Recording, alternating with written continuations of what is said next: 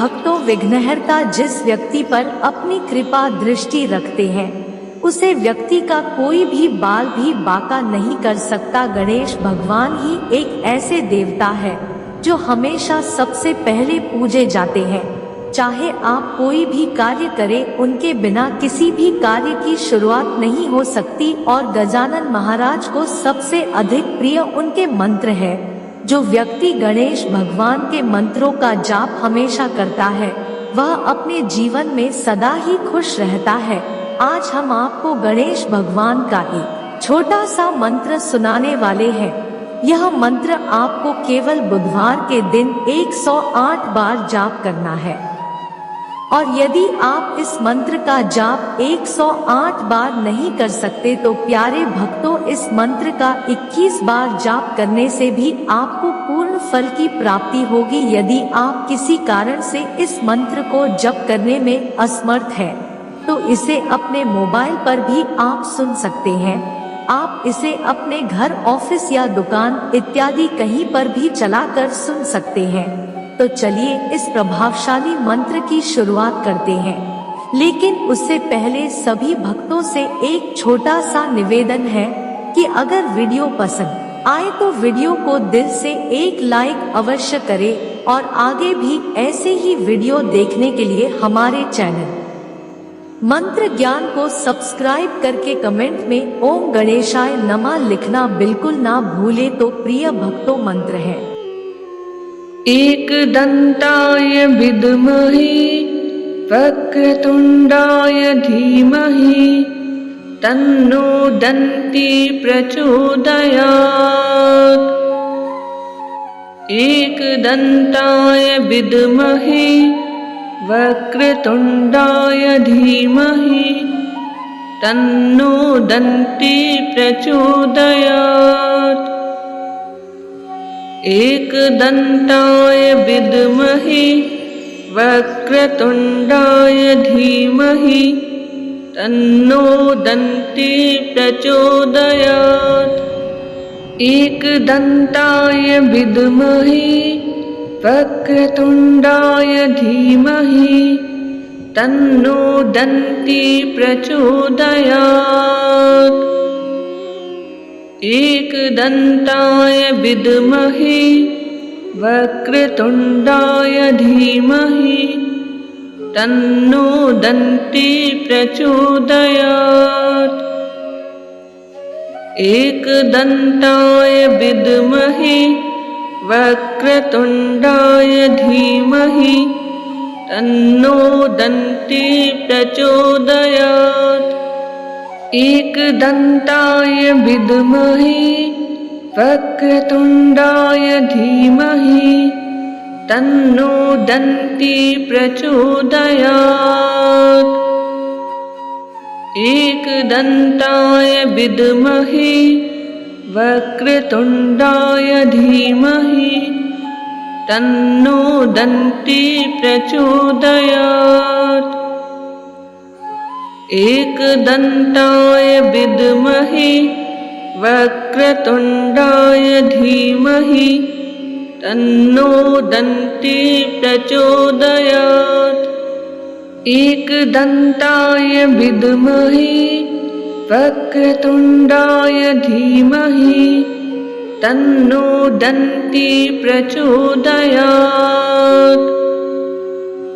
एकदन्ताय विद्महे वक्रतुण्डाय धीमहि तन्नो दन्ती प्रचोदयात्। एकदन्ताय विद्महे वक्रतुण्डाय धीमहि तन्नो दन्ती प्रचोदयात्। एकदन्ताय विद्महे वक्रतुण्डाय धीमहि तन्नो दन्ती प्रचोदयात्। एकदन्ताय विद्महे वक्रतुण्डाय धीमहि तन्नो दन्ती प्रचोदयात्।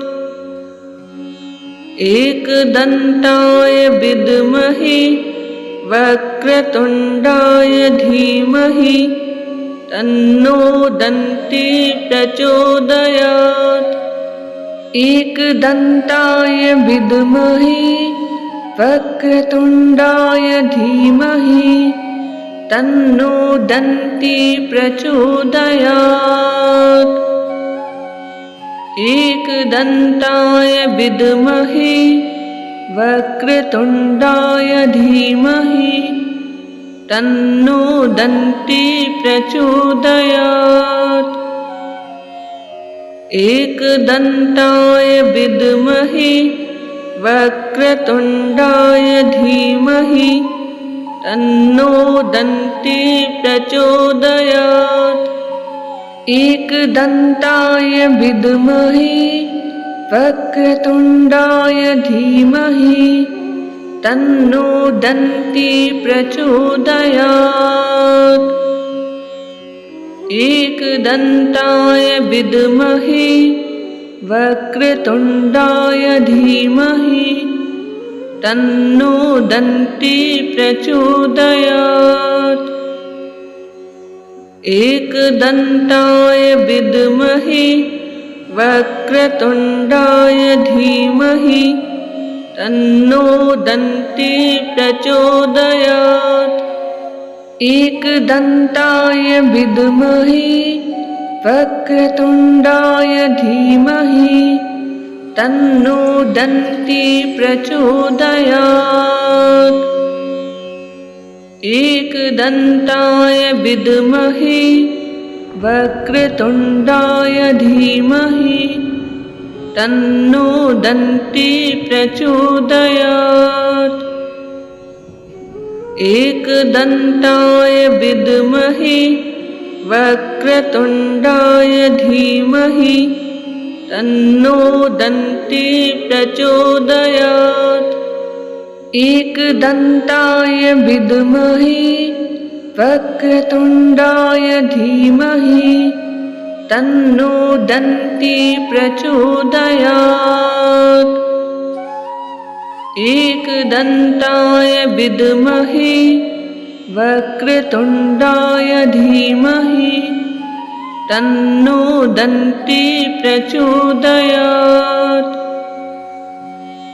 एकदन्ताय विद्महे वक्रतुण्डाय धीमहि तन्नो दन्ती प्रचोदयात्। एकदन्ताय विद्महे वक्रतुण्डाय धीमहि तन्नो दन्ती प्रचोदयात्। एकदन्ताय विद्महे वक्रतुण्डाय धीमहि तन्नो दन्ती प्रचोदयात्। एकदन्ताय विद्महे वक्रतुण्डाय धीमहि तन्नो दन्ती प्रचोदयात्। एकदन्ताय विद्महे वक्रतुण्डाय धीमहि तन्नो दन्ती प्रचोदयात्। एकदन्ताय विद्महे वक्रतुण्डाय धीमहि तन्नो दन्ती प्रचोदयात्। एकदन्ताय विद्महे वक्रतुण्डाय धीमहि तन्नो दन्ती प्रचोदयात्। एकदन्ताय विद्महे वक्रतुण्डाय धीमहि तन्नो दन्ती प्रचोदयात्। एकदन्ताय विद्महे वक्रतुण्डाय धीमहि तन्नो दन्ती प्रचोदयात्। एकदन्ताय विद्महे वक्रतुण्डाय धीमहि तन्नो दन्ती प्रचोदयात्। एकदन्ताय विद्महे वक्रतुण्डाय धीमहि तन्नो दन्ती प्रचोदयात्। एकदन्ताय विद्महे वक्रतुण्डाय धीमहि तन्नो दन्ती प्रचोदयात्। एकदन्ताय विद्महे वक्रतुण्डाय धीमहि तन्नो दन्ती प्रचोदयात्। एकदन्ताय विद्महे वक्रतुण्डाय धीमहि तन्नो दन्ती प्रचोदयात्। एकदन्ताय विद्महे वक्रतुण्डाय धीमहि तन्नो दन्ती प्रचोदयात्। एकदन्ताय विद्महे वक्रतुण्डाय धीमहि तन्नो दन्ती प्रचोदयात्। एकदन्ताय विद्महे वक्रतुण्डाय धीमहि तन्नो दन्ती प्रचोदयात्। एकदन्ताय विद्महे वक्रतुण्डाय धीमहि तन्नो दन्ती प्रचोदयात्। एकदन्ताय विद्महे वक्रतुण्डाय धीमहि तन्नो दन्ती प्रचोदयात्। एकदन्ताय विद्महे वक्रतुण्डाय धीमहि तन्नो दन्ती प्रचोदयात्। एकदन्ताय विद्महे वक्रतुण्डाय धीमहि तन्नो दन्ती प्रचोदयात्। एकदन्ताय विद्महे वक्रतुण्डाय धीमहि तन्नो दन्ती प्रचोदयात्। एकदन्ताय विद्महे वक्रतुण्डाय धीमहि तन्नो दन्ती प्रचोदयात्। एकदन्ताय विद्महे वक्रतुण्डाय धीमहि तन्नो दन्ती प्रचोदयात्। एकदन्ताय विद्महे वक्रतुण्डाय धीमहि तन्नो दन्ती प्रचोदयात्। एकदन्ताय विद्महे वक्रतुण्डाय धीमहि तन्नो दन्ती प्रचोदयात्। एकदन्ताय विद्महे वक्रतुण्डाय धीमहि तन्नो दन्ती प्रचोदयात्। एकदन्ताय विद्महे वक्रतुण्डाय धीमहि तन्नो दन्ती प्रचोदयात्। एकदन्ताय विद्महे वक्रतुण्डाय धीमहि तन्नो दन्ती प्रचोदयात्।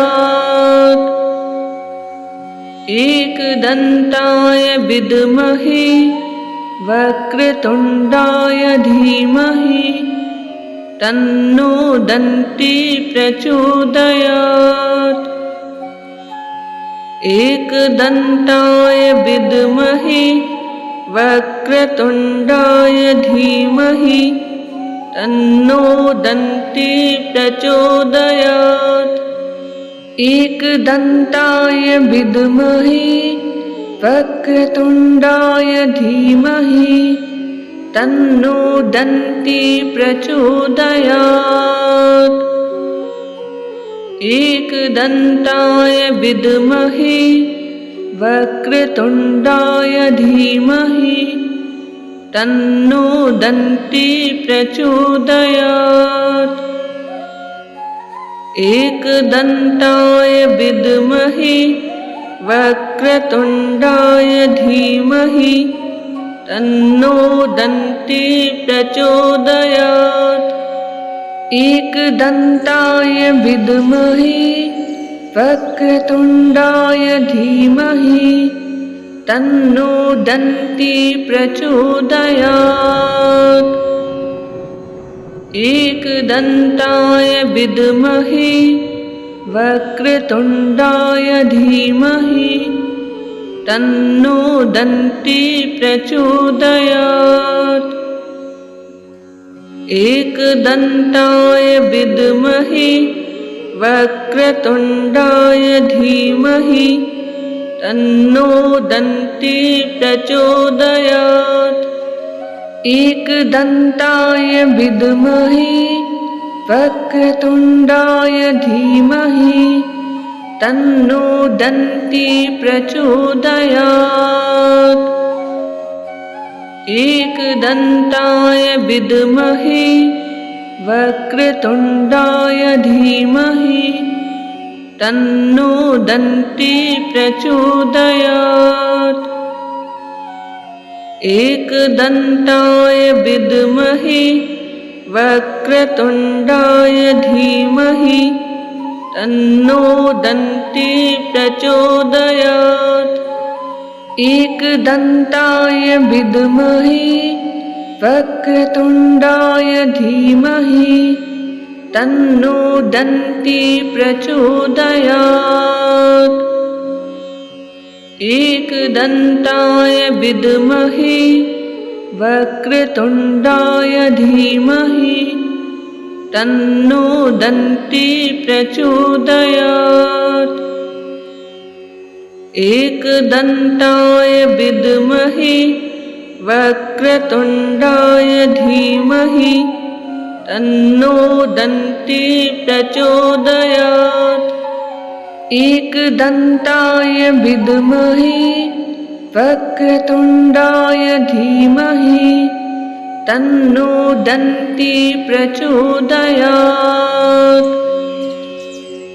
एकदन्ताय विद्महे वक्रतुण्डाय धीमहि तन्नो दन्ती प्रचोदयात्।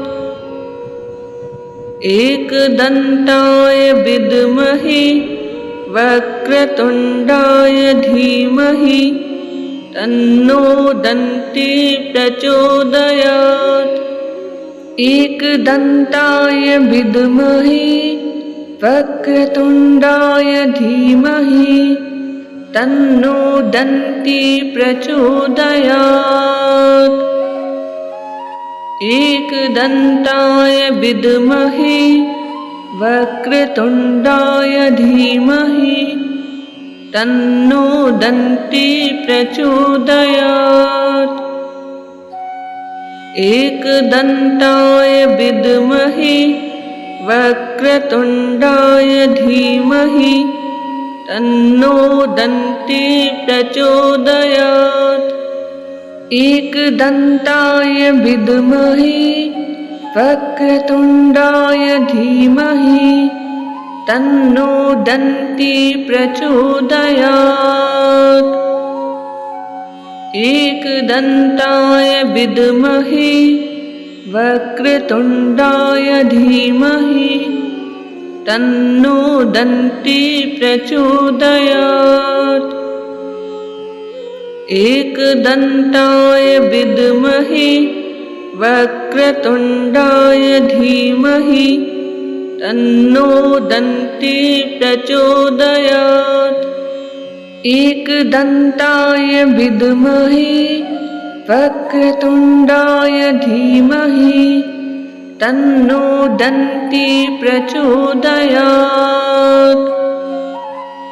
एकदन्ताय विद्महे वक्रतुण्डाय धीमहि तन्नो दन्ती प्रचोदयात्।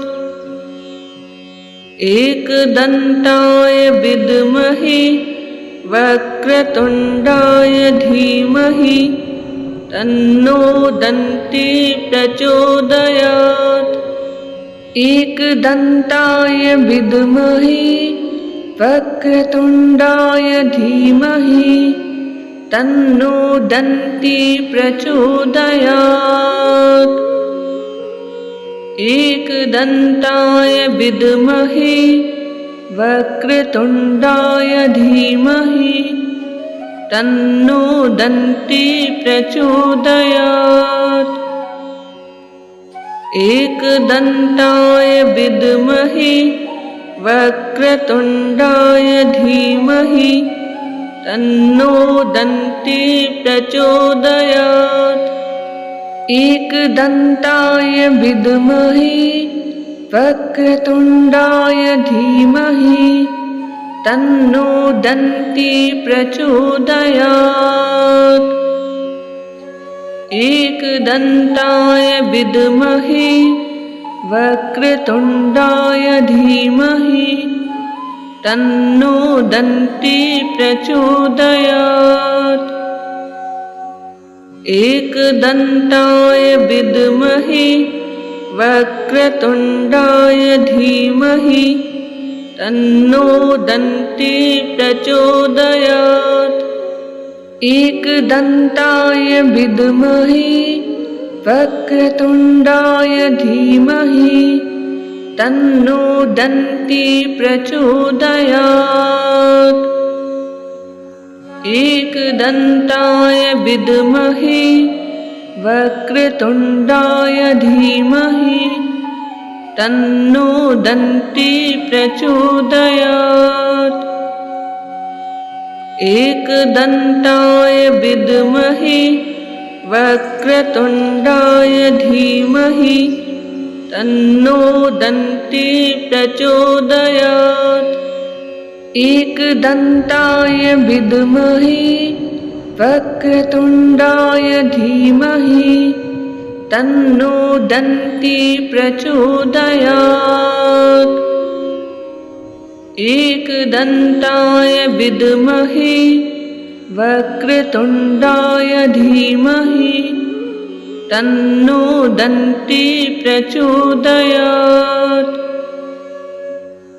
एकदन्ताय विद्महे वक्रतुण्डाय धीमहि तन्नो दन्ती प्रचोदयात्। एकदन्ताय विद्महे वक्रतुण्डाय धीमहि तन्नो दन्ती प्रचोदयात्। एकदन्ताय विद्महे वक्रतुण्डाय धीमहि तन्नो दन्ती प्रचोदयात्। एकदन्ताय विद्महे वक्रतुण्डाय धीमहि तन्नो दन्ती प्रचोदयात्। एकदन्ताय विद्महे वक्रतुण्डाय धीमहि तन्नो दन्ती प्रचोदयात्। एकदन्ताय विद्महे वक्रतुण्डाय धीमहि तन्नो दन्ती प्रचोदयात्। एकदन्ताय विद्महे वक्रतुण्डाय धीमहि तन्नो दन्ती प्रचोदयात्। एकदन्ताय विद्महे वक्रतुण्डाय धीमहि तन्नो दन्ती प्रचोदयात्। एकदन्ताय विद्महे वक्रतुण्डाय धीमहि तन्नो दन्ती प्रचोदयात्। एकदन्ताय विद्महे वक्रतुण्डाय धीमहि तन्नो दन्ती प्रचोदयात्। एकदन्ताय विद्महे वक्रतुण्डाय धीमहि तन्नो दन्ती प्रचोदयात्। एकदन्ताय विद्महे वक्रतुण्डाय धीमहि तन्नो दन्ती प्रचोदयात्। एकदन्ताय विद्महे वक्रतुण्डाय धीमहि तन्नो दन्ती प्रचोदयात्। एकदन्ताय विद्महे वक्रतुण्डाय धीमहि तन्नो दन्ती प्रचोदयात्। एकदन्ताय विद्महे वक्रतुण्डाय धीमहि तन्नो दन्ती प्रचोदयात्। एकदन्ताय विद्महे वक्रतुण्डाय धीमहि तन्नो दन्ती प्रचोदयात्।